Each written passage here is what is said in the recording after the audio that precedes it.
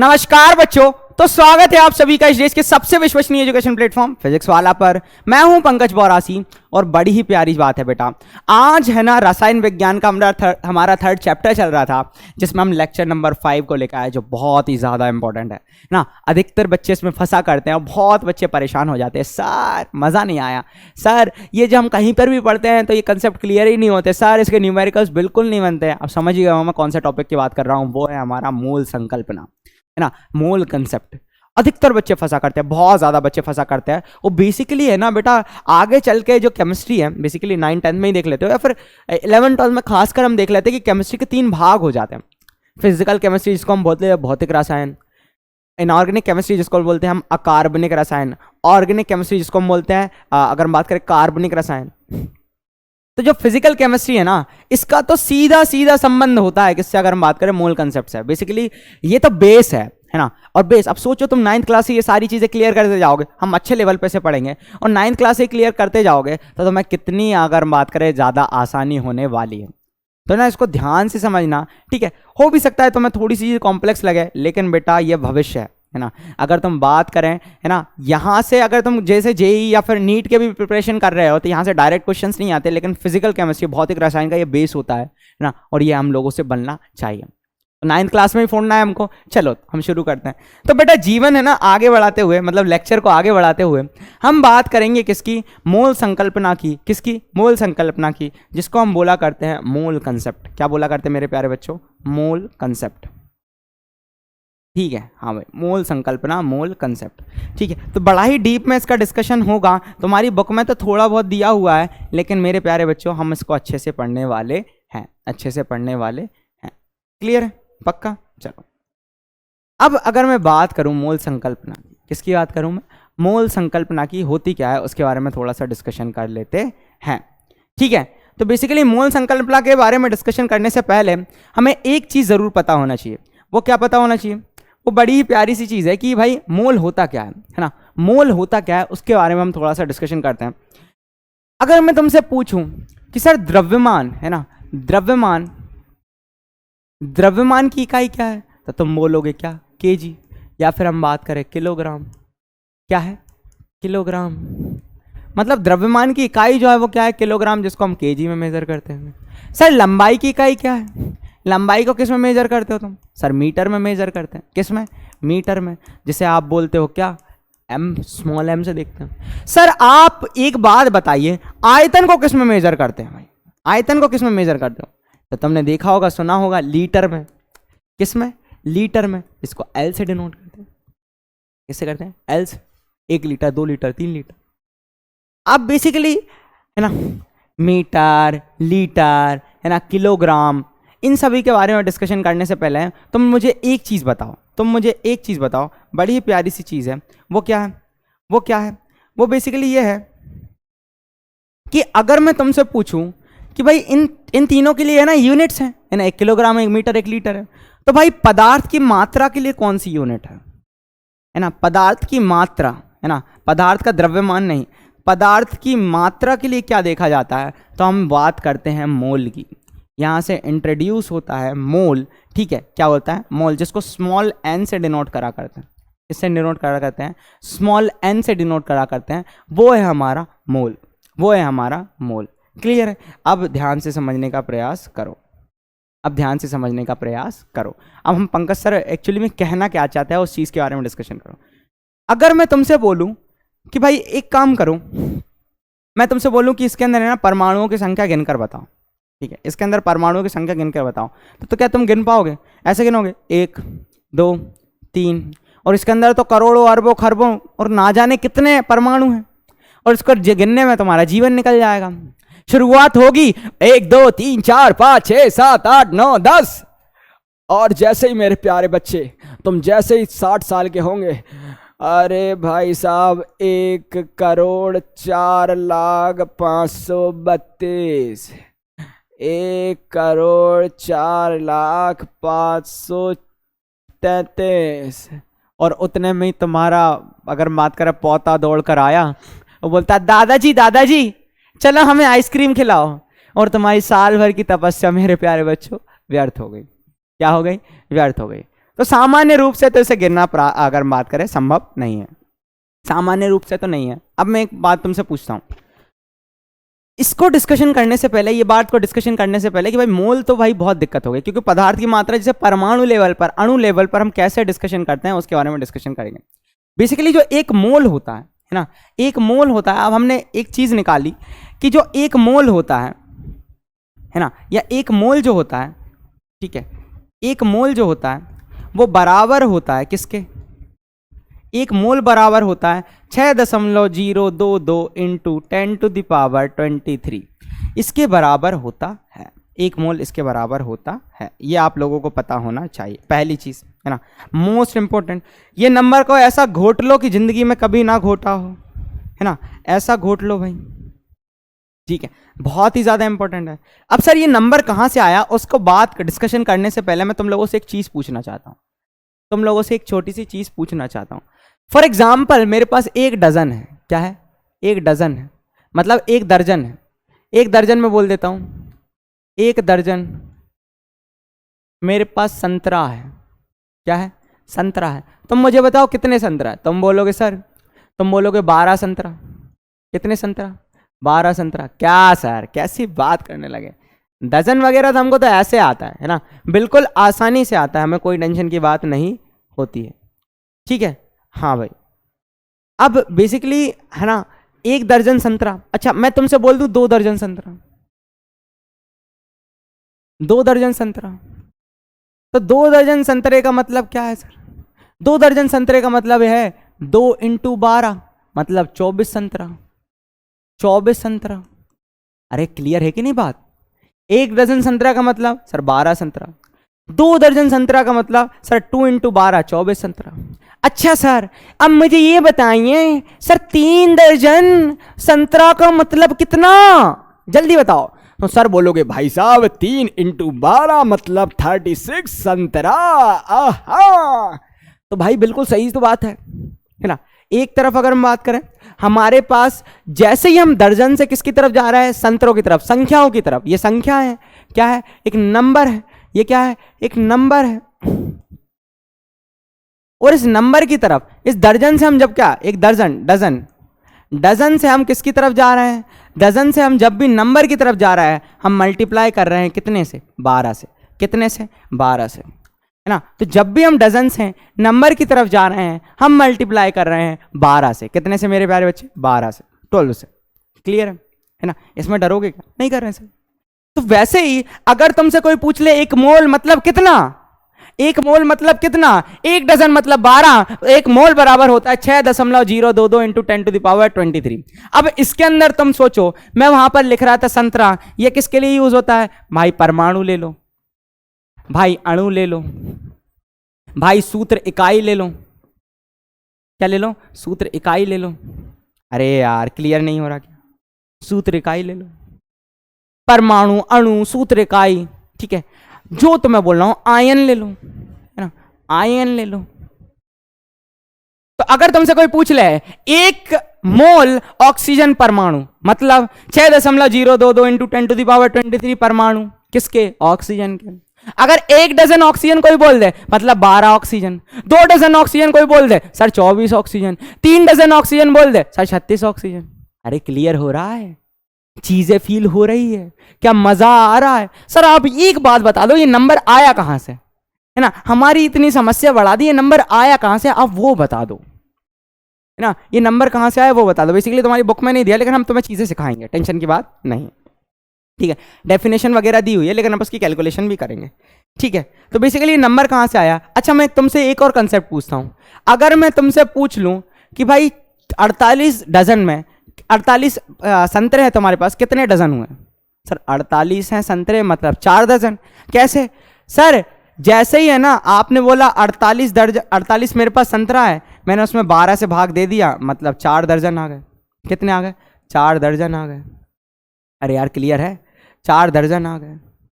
मतलब सर मैं जैसे ही संख्याओं से, नंबर से किसकी तरफ जाऊंगा, दर्जन की तरफ जाऊंगा, मैं जैसे ही नंबर से किसकी तरफ जाऊंगा, दर्जन की तरफ जाऊंगा, वहां पर अगर हम बात करें, वहां मेरे को देखने को मिलेगा क्या, डिवाइड, वो भी किससे, 12 से। किससे, 12 से।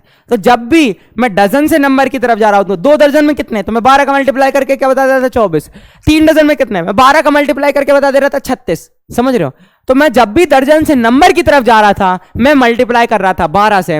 अब जैसे ही मुझे है ना, जैसे ही नंबर से डजन की तरफ जा रहा है, जैसे कि फॉर एग्जांपल 36 संतरे में कितने दर्जन, तो तुम बोलोगे 3। कैसे सर, 36 में 12 का भाग दे दिया, आ गया 3। फील हो रहा है? दर्जन अगर खेलना आ गया मेरे प्यारे बच्चों, तो मोल भी तुम सीख गए हो, मोल भी तुम सीख गए हो। इसमें समस्या की बात बिल्कुल नहीं है, समस्या की बात बिल्कुल नहीं है। क्लियर है? पक्का? चलो अब सर जल्दी से हम डिस्कशन कर लेते हैं कि ये आया कहां से, ये 1 मोल आया कहां से। अब ध्यान से सुनो, क्या हुआ कि पदार्थ की वह मात्रा, अब पदार्थ का 1 मोल कितना होता है, ठीक है, पदार्थ की वह मात्रा जिसमें कणों की संख्या है ना, कणों की संख्या, बेसिकली यहां पर भी हमने कार्बन को ही बेस बनाया है कि 12 ग्राम कार्बन परमाणु में है ना, 12 ग्राम कार्बन में जितने परमाणु उपस्थित हैं, वही अगर हम बात करें 1 मोल होगा, वही क्या होगा, 1 मोल होगा। सो मोल पदार्थ की वह मात्रा है जिसमें कणों की संख्या किसके बराबर होना चाहिए, कणों की संख्या बोल सकते हो, परमाणु की संख्या या आयन की संख्या, अणु या सूत्र, इकाई आदि, जिसकी भी बात करें, कार्बन 12 के ठीक 12 ग्राम में विद्यमान परमाणु के बराबर होती है। मतलब 12 ग्राम परमाणु में, ठीक है, जितने अगर हम बात करें 12 ग्राम कार्बन में जितने परमाणु की संख्या है, वही अगर हम बात करें 1 मोल होता है। और कोई भी पदार्थ की मात्रा अगर उसके बराबर है तो वो उसका 1 मोल होगा, तो वह मात्रा उस पदार्थ का 1 मोल कहलाती है। अच्छा, अब मैं बताओ सर 12 ग्राम कार्बन में कितने परमाणु उपस्थित होते हैं, वही तो 1 मोल है। वो आपने नंबर तो लिख दिया, पर आया कहां से, कैसे आपने निकाला, आप वो बताओ। ठीक है, वो फील करते हैं। चलो अब बेटा मैं तुम लोगों से एक चीज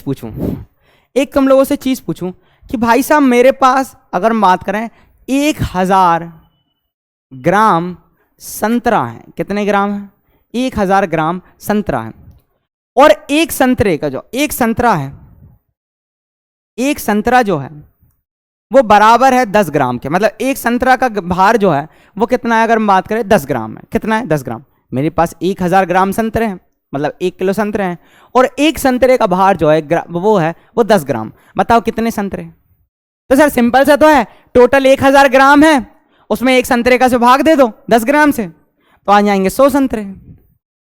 सिंपल, 100 संतरे हैं आपके पास। क्लियर है? फील हो रहा है? अरे खुद सोचो, मेरे पास 1000 ग्राम संतरा है और एक का भार 10 ग्राम है, तो भाई टोटल कितने संतरे होंगे सर, 1 का 10, 2 का 20, 3 का 30, 4 का 40, 5 का 50, 6 का 60, 7 का 70, 8 का 80, 9 का 90, 10 का 100।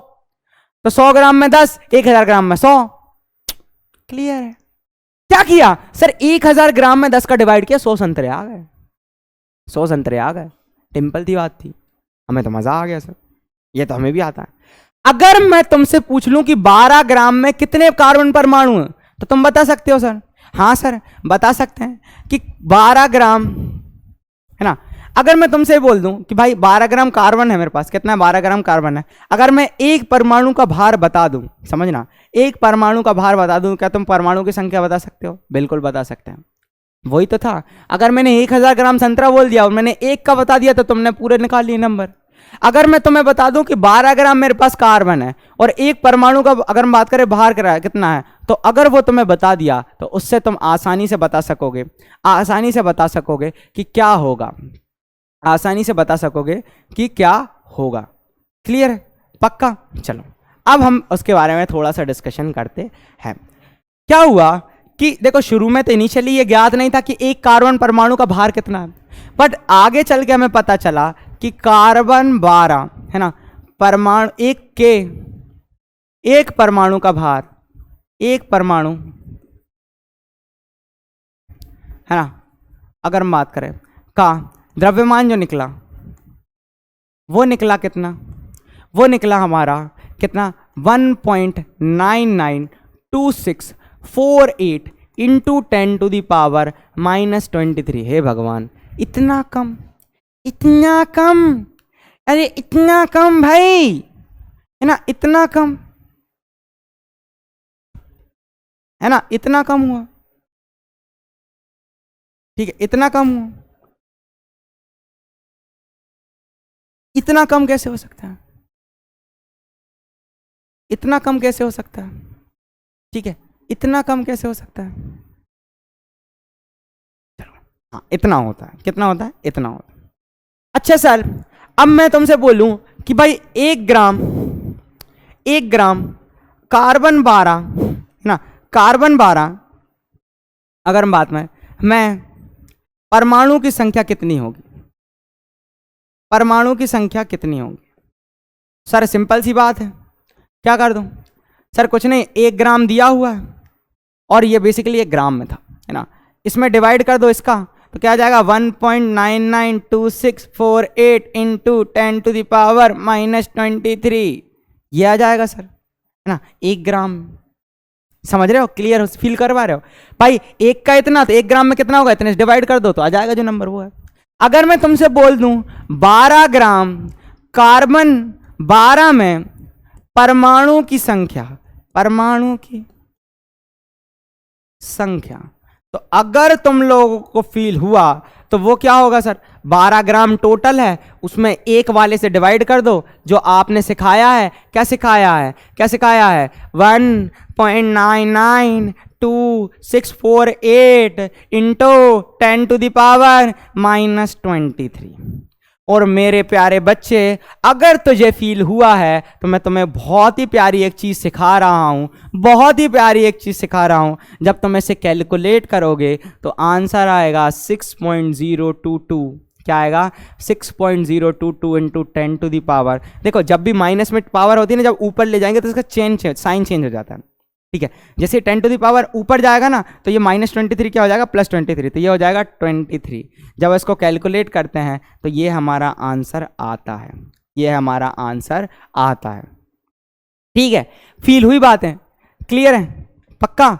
तो यही जो सारी चीज़ें हैं ना, यही जो सारी चीज़ें जो आप लोगों को पता होना चाहिए, आप लोगों को पता होना चाहिए, ठीक है। चलो अब हम आगे बढ़ते हैं, अब हम आगे बढ़ते हैं। बेसिकली ये जो तुम्हारी बुक में दिया हुआ नहीं है, बेसिकली ये जो तुम्हारी बुक में दिया हुआ नहीं है, लेकिन आप लोगों को पता होना चाहिए, आप लोगों को पता होना चाहिए, क्लियर मेरे प्यारे बच्चों। एक सेकंड में थोड़ा सा पानी पी लूं, अरे जल्दी बताओ, पी लूं, हाँ। इन फ्यूचर मेरे प्यारे बच्चों, इसी को हमने कहा आवोगाद्रो संख्या। तो आवोगाद्रो संख्या क्या होती है, आवोगाद्रो स्थिरांक भी इसे कहा जाता है। किसी पदार्थ की 1 मोल में कणों, परमाणु, अणु अथवा आयन की संख्या निश्चित होती है जिसका मान होता है, इसी संख्या को आवोगाद्रो स्थिरांक या आवोगाद्रो संख्या कहा जाता है। और इसको डिनोट किया जाता है किससे, Na से, इस संख्या को डिनोट किया जाता है Na से, क्लियर है, पक्का पक्का, ठीक है, क्लियर है। तो बेसिकली अगर मैं तुम्हें बताऊं, इसे हम कहते हैं आवोगाद्रो संख्या, क्या बोलते हैं, आवोगाद्रो संख्या, ठीक है, जिसको डिनोट किया जाता है Na से, ऐसे, ठीक है। तो बड़ा ही प्यारा सा कंसेप्ट था, वो आप लोगों को पता होना चाहिए, आप लोगों को पता होना चाहिए। तो जल्दी से इसे कॉपी करो, ठीक है, फिर अपन आगे बढ़ते हैं, ठीक है, क्लियर है, पक्का। चलो अब तो मैं हम फील करवाते हैं। अब सर इसको कैलकुलेट कैसे करेंगे, सर इसको हम कैलकुलेट कैसे करेंगे, आप वो बताने का प्रयास कीजिए, मतलब मोल हम कैसे निकालें, ठीक है। अब मैं तुमसे बोल दूं, ठीक है, इतनी बड़ी संख्या है ना, अब मैं तुम लोगों से बोल दूं इतनी बड़ी संख्या है, अब एक काम करो, ठीक है, अब मैं तुमसे बोल दूं कि तुम्हारे पास चाक का टुकड़ा है, एक चौक का टुकड़ा है, ठीक है, चौक का टुकड़ा छोड़ो, मेरे पास एक कार्बन का टुकड़ा है, जो मेरे पास, अगर हम बात करें 12 ग्राम मेरे पास कार्बन है, कितना ग्राम कार्बन है, 12 ग्राम कार्बन है, कार्बन का एक टुकड़ा है, ठीक है। उसको तुम कैलकुलेट करो कि उसके अंदर कितने कार्बन परमाणु उपस्थित हैं, 12 ग्राम कार्बन का टुकड़ा है, और उसमें तुम कैलकुलेट करो कि मेरे पास कितने कार्बन परमाणु उपस्थित हैं। क्या तुम कैलकुलेट कर पाओगे, जल्दी बताओ, क्या तुम कैलकुलेट कर पाओगे। सर 12 ग्राम का टुकड़ा है, आपने बताया 6.023 मतलब 6.023 या 022 इंटू 10⁻23, है ना, कण होते हैं 1 मोल में, तो मैं कहूँगा 1 2 3 4 5 और जिंदगी निकल जाएगी, है ना। फिर भाई, है ना, तुम्हारे पोते पोती आएंगे और बोलेंगे सर, है ना, भैया दादा, है ना, हमको आइसक्रीम खिला दो, तो इसको अगर हम बात करें कैलकुलेट करना बहुत ज़्यादा डिफिकल्ट हो जाएगा, इतना बड़ा नंबर। तो इसका एक फॉर्मूला होता है बड़ा ही प्यारा, वो होगा हमारा केस वन। क्या होगा? Case one. केस वन मतलब हम तुम्हें 3 तरीके से न्यूमेरिकल सिखाएंगे कि मोल संख्या की गणना कैसे करें। तो पहला जो फॉर्मूला होता है वो होता है हमारा, है ना, मोल की संख्या। मोल बराबर होता है, वो होता है ग्राम द्रव्यमान। ग्राम द्रव्यमान, ठीक है, ग्राम द्रव्यमान बटे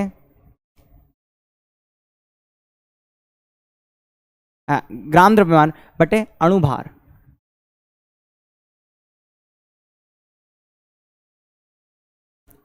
ठीक है, हाँ भाई, ठीक है, अणुभार। ठीक है, हाँ, ग्राम द्रव्यमान बटे अणुभार। ठीक है, अब ये क्या होता है उसके बारे में हम थोड़ा सा डिस्कशन करते हैं। अच्छा, मोल इज इक्वल टू होता है ना, इसको बोलते हैं एन। ग्राम द्रव्यमान को अपन डिनोट करते हैं डब्ल्यू से, वेट, है ना, और ये होता है एम, है ना। तो एन इज इक्वल टू होता है डब्ल्यू अपॉन एम, है ना। ये बात अपने को बिल्कुल पता होना चाहिए। ठीक है, पहला फॉर्मूला हमारे पास आ गया, जो क्या होता है हमारा, number of moles is equal to क्या होता है, ग्राम द्रव्यमान बटे अणुभार। ठीक है, या आणविक द्रव्यमान। ठीक है, आणविक द्रव्यमान लिख लो ना, इसकी जगह लिखो आणविक द्रव्यमान।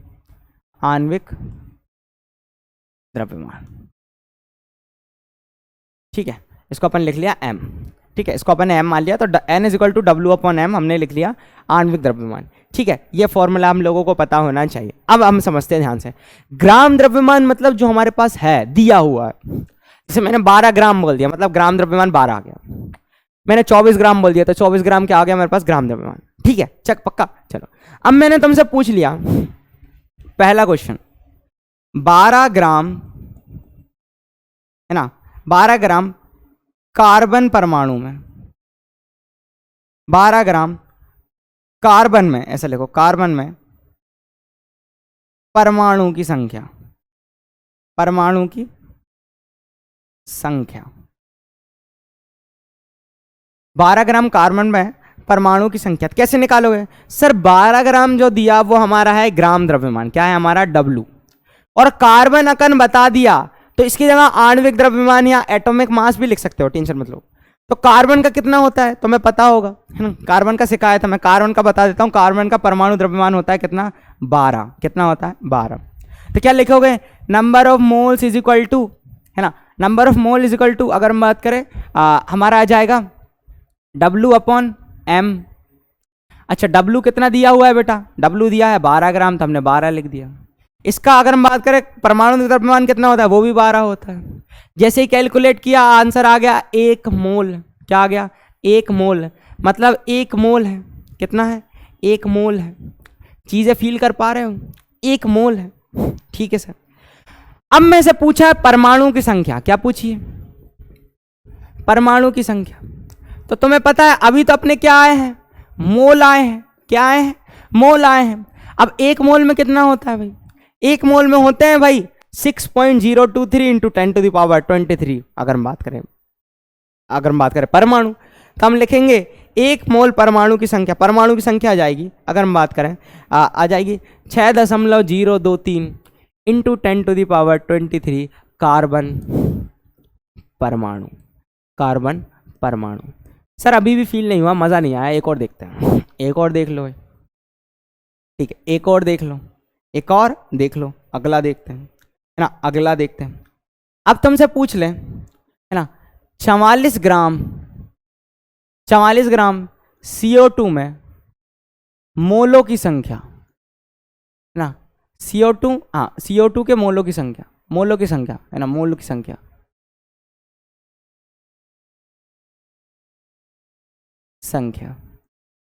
अपने को सिर्फ अभी मोल निकालना है, परमाणु की संख्या नहीं। यहाँ पर अपन ने, यहाँ पर भी मोल ही कर लो, है ना, परमाणु की संख्या अपन थोड़ी देर से निकाल लेंगे, अभी मोल ही कर लो। ठीक है, यहाँ पर अपन ने कैलकुलेट किया, मान लो मोल की संख्या।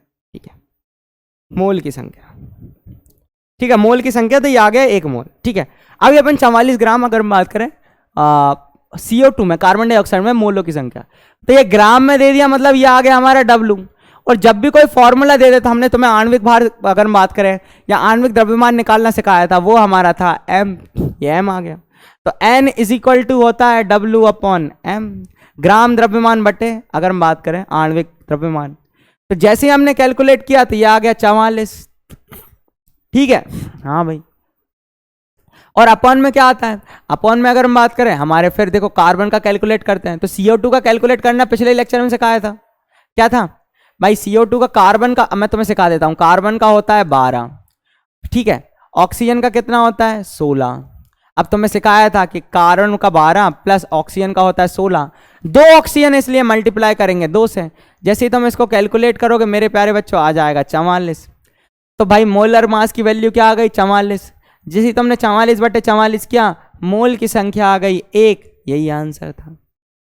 क्या टफ है, क्या टफ है? अरे क्या इसमें तुम डरोगे? जल्दी बताओ, क्या इसमें तुम डरोगे ना? इसमें डरने वाले हो क्या? नहीं डरने वाले सर। इसमें डरने वाले हो क्या? नहीं डरने वाले सर। बहुत ही सिंपल है, बहुत ही सिंपल है, जो हमें आना चाहिए। अच्छा, क्या और भी करना चाहोगे? चलो करते हैं। थर्ड क्वेश्चन फिर लिया है हमने। अब इस बार तुमसे बोल दिया गया है, क्या बोल दिया गया है कि भाई हमारे सामने ये क्वेश्चन दे दिया कि भाई 16 ग्राम ऑक्सीजन तत्व में, परमाणु की अगर बात करें तत्व में मोलों की संख्या, या फिर ऑक्सीजन गैस लिखो, ठीक है। ऑक्सीजन गैस में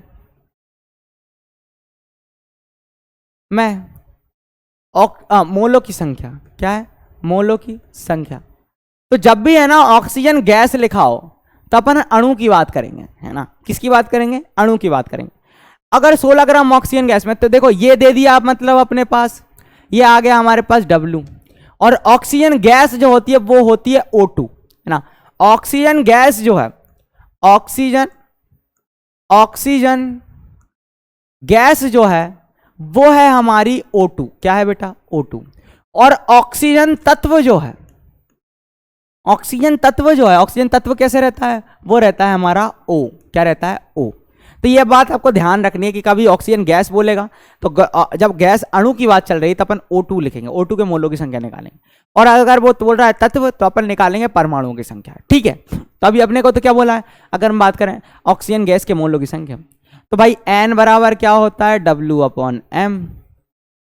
n कितना देकर रखा, W कितना देकर रखा है? वो देकर रखा है 16, ये दिया हुआ है। अच्छा, अब O2 दे दिया है तो तुम m कैलकुलेट कर सकते हो। वो कैसे कैलकुलेट करोगे? सर ऑक्सीजन का आपने सिखाया था होता है 16, ठीक है। अब बेसिकली क्या है? O2 है, तो O2 को कैलकुलेट करने के लिए हम क्या करेंगे कि 16 है पर सर 2 है, तो मतलब 16 इंटू 2 आ गया 32। तो 32 आ गया इसका क्या? m, तो लिख दिया 32। और जैसे ही तुम इसको कैलकुलेट करोगे मेरे बचुआ लोगों, आ जाएगा आंसर 1/2। देखो कितना आ जाएगा? 1/2। 16 कम 16, 16 दूनी 32, ठीक है। हाँ भाई 1/2 मतलब 0.5। 1/2 कितना होता है? आधा, मतलब 0.5। क्लियर है? अच्छा सर, ये हमने सीख गया। तो इसके मोलों की संख्या कितनी आ गई? 0.5। क्या सर एक और क्वेश्चन आप करवाओगे? हाँ करवा देंगे, जैसी आपकी आगे। अगर आपके सामने ये दे दिया जाए कि आपके सामने लगभग, है ना, 56 ग्राम, कितने ग्राम?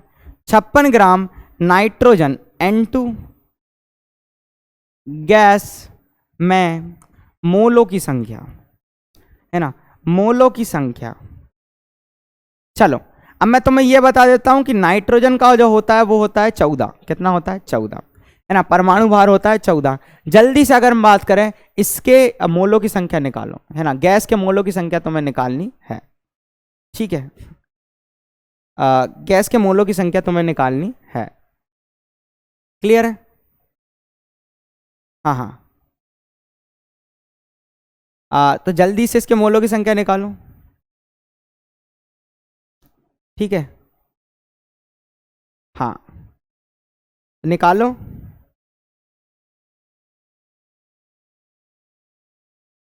ठीक है, हुआ? कैसे निकाला? देखो ग्राम द्रव्यमान तो उसका निकला हुआ है, है ना। ग्राम द्रव्यमान तो उसका निकला हुआ है, बड़ा ही सिंपल, ठीक है। हाँ भाई, ग्राम द्रव्यमान तो निकला ही हुआ है बड़ा ही सिंपल तरीके से। अब हम इसके अगर हम बात करें, ये रहा हमारा ग्राम द्रव्यमान जो हो गया 56, तो भाई डब्लू तो मिल गया मेरे को, बड़ा सा डब्लू। N2 अगर दे दिया तो मैं इसका आणविक भार भी निकाल सकता हूँ, आणविक द्रव्यमान भी निकाल सकता हूँ। वो कितना होता है, वो होता है हमारा कितना, अगर हम बात करें 14 है, पर 14 इंटू 2 करेंगे तो आ जाएगा 28। क्यों, क्योंकि दो ऑक्सीजन, दो नाइट्रोजन परमाणु, तो ये आ गया हमारा M, ये क्या आ गया हमारा M। N बराबर होता है W/M। 56 कितना, 56 डिवाइडेड बाय 28, जैसे ही कैलकुलेट किया आंसर आ गया 2 मोल। क्या आ गया, 2 मोल। क्या इसमें डरोगे, क्या इसमें डरोगे? अरे जल्दी बता भाई, क्या इसमें तेरे को डर लगेगा? जल्दी से, पक्का? तो कमेंट सेक्शन में मुझे बताओ चीजें समझ आई अच्छे से, ठीक है। अगर अच्छे से आई तो हाँ, या और क्वेश्चन करना है तो बताओ, ठीक है। हाँ भाई, और क्वेश्चन मैं देखो तुम्हें ढेर सारे हैं ना, डीपीपी में दे ही दूंगा, ठीक है। ढेर सारे मैं तुम्हें डीपीपी में दे ही दूंगा, ठीक है। तो केस 1 जो था हमारा, है ना, केस 1 जो था वो क्या कहता था? केस 1 जो था हमारा, केस 1 दिया वो ये था ना, लिख देता है। केस 1 क्या था? अगर ग्राम द्रव्यमान दिया हो तो, ये वाला केस लगाना है, ग्राम द्रव्यमान दिया हो, मतलब डब्लू दिया हो, डब्लू मतलब ग्राम में चीजें दी हो, ये डब्लू दिया था, ठीक है, ग्राम में चीजें दी हो, ठीक है। तो हमें अगर हम बात करें निकालना है, क्लियर है, पक्का? चलो आगे बढ़ते हैं, अब हम और आगे बढ़ते हैं। अच्छा, मैं तुम लोगों से एक बात पूछूं, अगर मैं तुम लोगों से पूछूं कि भाई अगर मुझे परमाणु की संख्या निकालनी हो तो तुम निकाल पाते क्या? अगर तुम्हें परमाणु की संख्या निकालने को कह देता तो तुम निकाल पाते क्या? चलो देख लेते हैं। अगर मैं तुमसे बोल दूं कि 2 मोल ऑक्सीजन अणु में, अगर बात करें 2 मोल ऑक्सीजन गैस में अणु की संख्या, अणु की संख्या, तो कैसे निकालते बताओ? सर 1 मोल जो होता है, अगर हम बात करें वो क्या होता है, ये मोल दे दिया है ना, पहले ही N दे दिया। और जब भी है ना अणु की संख्या निकालनी है, तो देखो ऑक्सीजन गैस दिया है मतलब O2 की संख्या पूछ रहा है, तो हमसे पूछ रहा है अणुओं की संख्या बतानी है, तो क्या होगा, 1 मोल जो होता है, 1 मोल जो होता है वो तुम्हें पता है वो किसके बराबर होता है? वो बराबर होता है 6.022 या 023 भी लिख सकते हो, इंटू 10⁻23, ठीक है।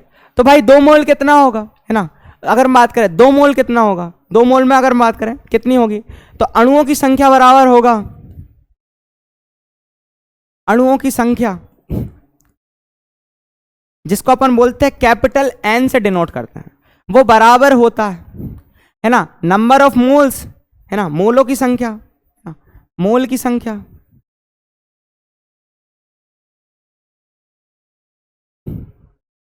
है ना, into N, into sorry Avogadro number जो हमारा Na है।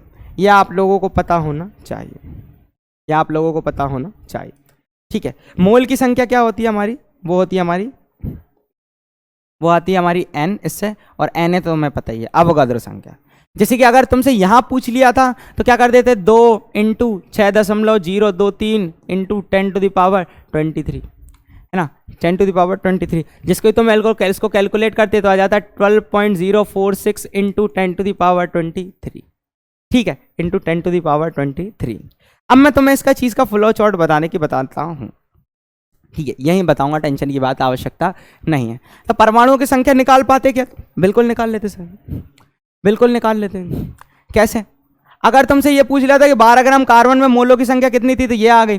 परमाणु की संख्या निकालने के लिए इसमें कितने का मल्टीप्लाई कर देते हैं, Na का, ठीक है, क्योंकि परमाणु की संख्या कैसे निकालते हैं, है ना, परमाणु की संख्या कैसे निकालते हैं, परमाणु की संख्या कैसे निकालते तुम, है ना, अगर तत्व दिया है तो क्या कर देते, जितना अगर हम बात करें मोल है उसमें मल्टीप्लाई कर दो एवोगैड्रो संख्या से, बस खत्म, खत्म, ठीक है, बिल्कुल खत्म, क्लियर है, पक्का? चलो आगे बढ़े, बड़ा ही सिंपल सा था, ठीक है। हाँ भाई, बड़ा ही सिंपल सा था, आप लोगों को आना चाहिए, आप लोगों को आना चाहिए। ठीक है, चलो अब बेसिकली क्या है और बारे में अपन थोड़ा सा डिस्कशन करते हैं, और थोड़ा सा डिस्कशन करते हैं। क्लियर है? चलो यहाँ देखो, फॉर एग्जाम्पल मान लो, फॉर एग्जाम्पल मेरे पास क्या है, फॉर एग्जाम्पल अब अगर मैं तुमसे बोल दूं क्या कि मेरे पास 180 ग्राम, या तुमसे एक सिंपल सी चीज पूछ लेते हैं ना, मेरे पास 90 ग्राम ग्लूकोज में, और हम बात करें अणुओं की संख्या, अणुओं की संख्या कैलकुलेट करो भाई, बड़ा ही खतरनाक है ना, बहुत ही ज़्यादा है। अब मैं तुम्हें एक बात बता देता हूँ, ग्लूकोज का जो फॉर्मूला होता है वो होता है C6H12O6, और तुम्हें बता दूं कार्बन का होता है 12, हाइड्रोजन का होता है 1 और ऑक्सीजन का होता है कितना 16। कैलकुलेट करो, इससे जब हम तुम कैलकुलेट करोगे तो इससे तुम्हें आइडिया मिल जाएगा क्या, मोलर मास का, या अगर हम बात करें अणुभार का या आणविक द्रव्यमान का। और ये जो दे दिया है वो तुम्हें दे दिया है W, उससे निकाल लोगे तुम क्या, मोल्स। क्या निकाल लोगे, मोल्स, और मोल में मल्टीप्लाई कर दोगे 6.023 इंटू 10⁻23 का, तो तुम्हारा आंसर आ जाएगा। अब मैं तुम्हें दूंगा करेक्ट, है ना, करेक्ट अगर हम बात करें 1 मिनट, और इस 1 मिनट में तुम लोगों को फोड़ना है, 1 मिनट में तुम लोगों को फोड़ना है। क्लियर है? चलो ये जल्दी से करो, ठीक है, फिर हम आगे बढ़ेंगे। ठीक है, हाँ फिर हम आगे बढ़ेंगे, चलो आगे बढ़ते हैं। ठीक है, तो मैं इसमें घड़ी लगा देता हूँ। ठीक है, हाँ मुझे तुम्हें साथ साथ चीज़ें साथ लेकर चलना है, इसलिए सारी चीज़ें कर रहा हूँ। ठीक है, आई होप तुम इस चीज़ को समझ रहे होंगे। ठीक है, क्लॉक है ना, ये 10 पे 10 से काटा गया है, जैसे ही है ना ये 7 पर आ जाएगा और हम इसको बंद कर देंगे। ठीक है, 1 मिनट का समय दे रहा हूँ। ठीक है, हुआ तुम लोगों से, अगर हुआ हो तो बताओ, नहीं हुआ तो बताओ। ठीक है, हाँ भाई, हाँ हाँ हाँ हाँ, अरे भाई जल्दी बताइए। चलो, कई बच्चे मैसेज मतलब मैसेज वगैरह करते रहते हो, या फिर तुम लोग है ना कमेंट में डालते रहते हो, सर थोड़ा लेक्चर लेट आ रहा है, सर थोड़ा जल्दी जल्दी अपलोड करिए। बेटा बिल्कुल जल्दी जल्दी सारी चीज़ें है ना तुम्हारे हिसाब से ही हो रही। ठीक है, हाँ भाई, और भी फिजिक्स और बायो के भी लेक्चर्स होते हैं ना, वो सारा चल रहा है ना, सभी का एक प्रॉपर प्लानर है, और इसी के साथ तुम्हारी सुई की घड़ी खत्म हो चुकी है। अब हम निकालते, देखो नंबर ऑफ मोल्स कैसे निकालोगे, है ना, नंबर ऑफ मोल्स कैसे, ग्लूकोज के निकालने में, किसके निकालने, ग्लूकोज के, है ना, एन ग्लूकोज के निकालने, तो हम क्या करेंगे, W रखेंगे, किसका, ग्लूकोज का, जो कितना देकर रखा है 90 ग्राम, और अगर हम बात करें M रखेंगे, किसका, ग्लूकोज का, जो कितना देकर रखा है मैं, अगर हम बात करें अब निकाल लेते हैं। तो देखो कार्बन का कितना होता है 12, अब 12 इंटू 6 करना पड़ेगा क्योंकि 6 कार्बन है, पिछले लेक्चर में सिखाया था। हाइड्रोजन का कितना होता है 1, अब 1 इंटू 12 कर 1 इंटू 12 करने पड़ेगा क्योंकि 12 हाइड्रोजन है, प्लस ऑक्सीजन का कितना होता है 16, 16 इंटू कितना करना पड़ेगा 6 करना पड़ेगा, क्यों, क्योंकि 6 ऑक्सीजन है।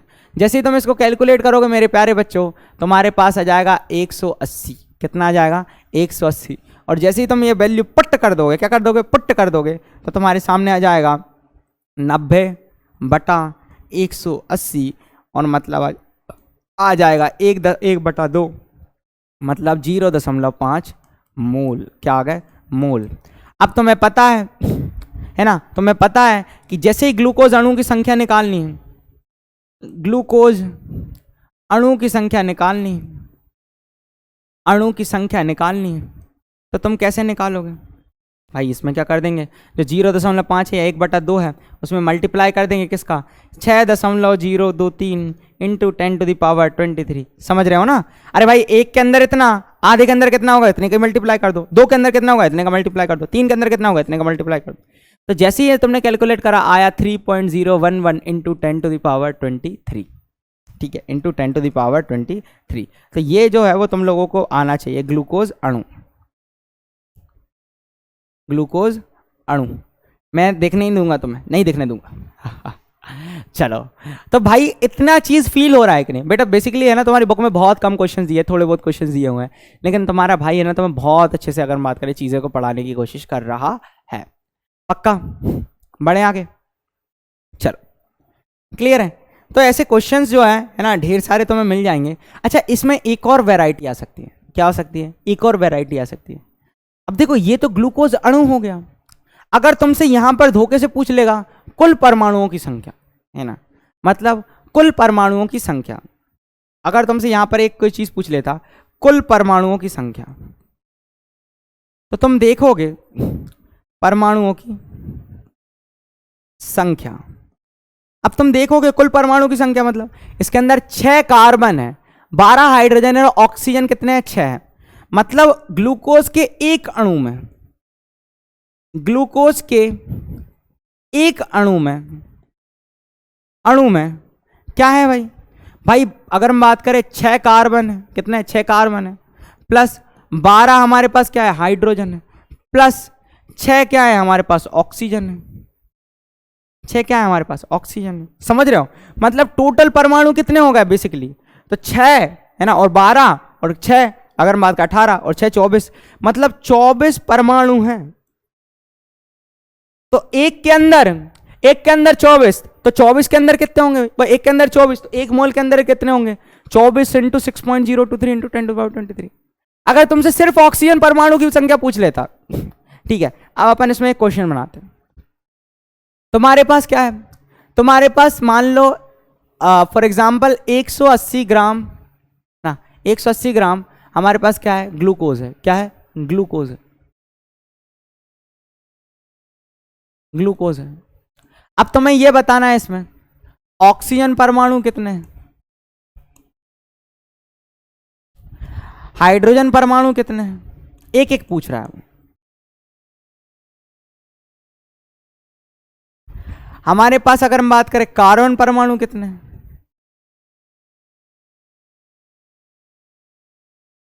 ये पूछ लें। इन तीनों चीज का बताना है, और कुल परमाणु कितने हैं। सर अगर अणु पूछ लेता तो हमने निकाला था। कैसे करते हुए? इसका भी हमने आणविक द्रव्यमान निकाला था। कैसे निकाला था? ये आया था 180। ठीक है, तो जैसे ही हम इसके मोल्स निकालेंगे आ जाएगा कितना? अगर हम बात करें कितना आ जाएगा बताओ? 180 डिवाइडेड बाय 180। ठीक है, तो ये आ गया हमारे पास। अगर हम बात करें 1 मोल, क्या आ गया? 1 मोल। अब इस 1 मोल में, 1 मोल ग्लूकोज में, ठीक है, अणु है ना, एक मोल ग्लूकोज में कितने होंगे? 6.023 इंटू 10⁻23 अगर हम बात करें अणु होंगे, ग्लूकोज अणु होंगे। अब मुझसे ये पूछ रहा है कि कितने ऑक्सीजन परमाणु, तो एक अणु के अंदर 6 ऑक्सीजन परमाणु उपस्थित है। यही सीखा ना, C6H12O6।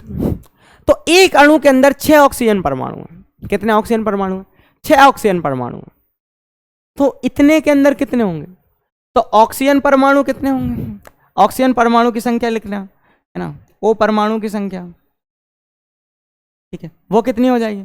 वो हो जाएगी 6 इंटू 6.023 इंटू 10⁻23। जो भी कैलकुलेट आया कमेंट में करना। हाइड्रोजन परमाणु कितने आ जाएंगे? हाइड्रोजन परमाणु कितने आ जाएंगे? क्या आ जाएंगे सर? 6.023 या 22 भी लिख सकते हैं, बुक में लिखा, कोई दिक्कत की बात नहीं। ठीक है, इसमें 12 इंटू 6.023 इंटू 10⁻23।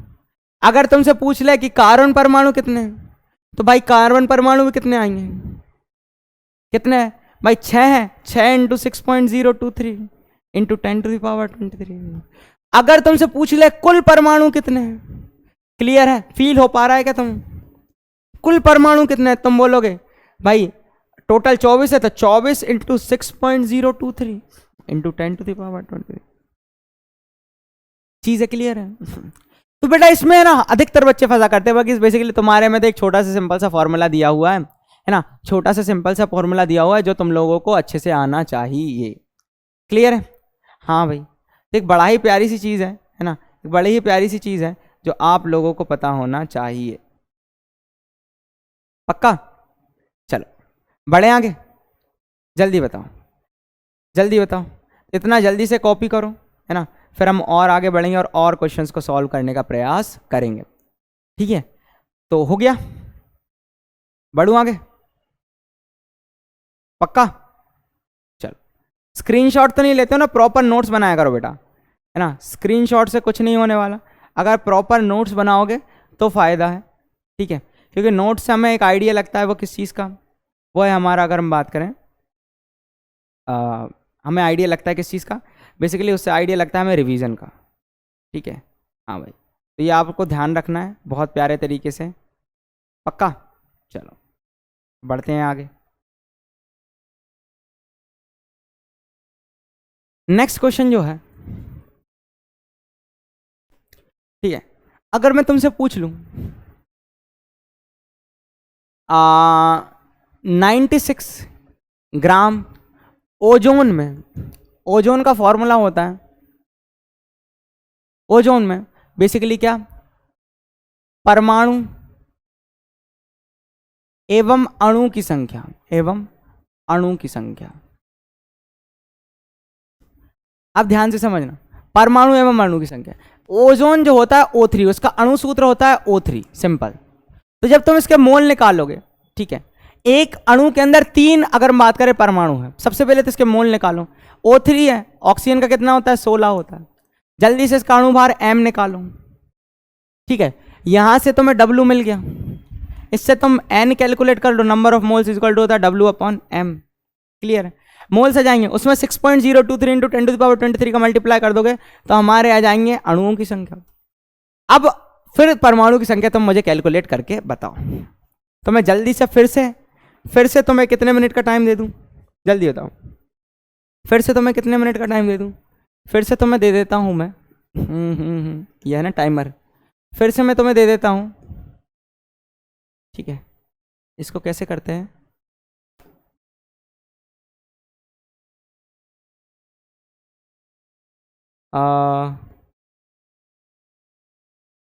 हाँ 1 मिनट का टाइम दे रहा हूं। ठीक है, हाँ भाई 1 मिनट का टाइम दे रहा हूं, हाँ 1 मिनट का टाइम है तुम लोगों के पास, जल्दी से इसको सॉल्व करो और मुझे कमेंट में बताओ परमाणुओं की संख्या, पॉज भी कर सकते हो, कोई दिक्कत की बात नहीं है। ठीक है, 1 मिनट का टाइम ले लो इसी बीच और फिर हम आगे बढ़ेंगे, पक्का? चलो,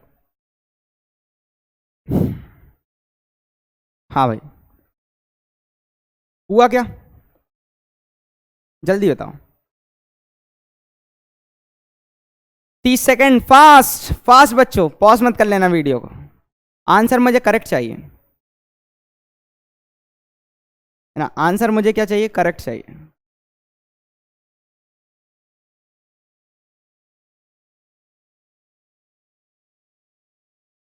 ठीक है, आंसर मुझे क्या चाहिए, करेक्ट चाहिए।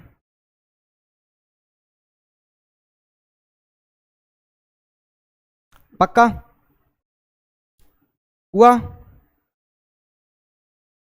अरे हुआ नहीं, चलो ठीक है, हाँ हम आगे बढ़ते हैं, तो देखो ध्यान से इसको कैसे करना था क्लियर है? चलो, तो बेसिकली हम क्या करते हैं इसमें, ठीक है, बेसिकली हम इसमें क्या करते हैं, इसमें हम सिंपल सी है ना W/M करते हैं, जो होता है हमारा बेसिकली क्या होता है, W होता है हमारा कितना, अगर हम बात करें 96, और इसका ओजोन का तुम निकालते हो तो 16 इंटू 3 आ जाता कितना, 48, जो आ जाती है हमारी M की वैल्यू। ठीक है, जो आ जाती है हमारी M की वैल्यू, जैसे 48 करते आ जाते तुम्हारे 2 मोल, कितने आ जाते, 2 मोल। अब अणुओं की संख्या निकालते, तो ऑक्सीजन, अब वो ओजोन अणु तो था, तो अणुओं की संख्या निकालते, ठीक है, अणुओं की संख्या निकालते तो वो आ जाता कितना, 2 इंटू Na, जो हमारा एवोगैड्रो नंबर है, मतलब 2 इंटू 6.023 इंटू 10⁻23। जैसे कैलकुलेट करोगे तो यह आ जाएगा 12.046 इंटू 10⁻23। क्लियर है ना, यही आता।